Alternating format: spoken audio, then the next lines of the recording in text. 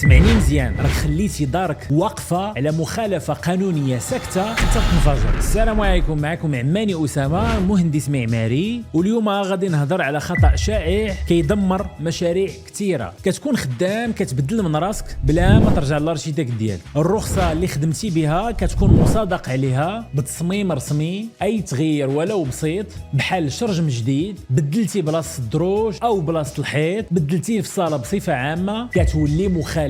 بزاف ديال الناس كيقولوا ماشي مشكل، غير تبديله خفيفه، ولكن الحقيقه تقدر تأديك توقف الاشغال، تسجل اليك مخالفه، ولو بيغ في هادشي الا جا لارشيتكت ولقى تغييرات في البلان يقدر يوقف المشروع ويطلب منك تهدم التغييرات اللي درتي. هادشي كامل انت في غنى عليه، ما تبدل حتى حاجه حتى تعيط للارشيتكت ديالك باش دير بلون دو موديفيكاسيون باش تاخذ رخصه رسميه فيها التغييرات اللي بغيتي. وهكا كتكمل المشروع ديالك قانوني. فيديو سالا هنا، كتب موديف في كومونتير الا بغيتي توصل بدوكيومون فيه جميع الخطوات القانونيه باش تصاوب بلون موديفيكاتيف بلا صداع بلا تبرزيط. ما تنساش دير فولو باش يوصلك محتوى بحال هذا.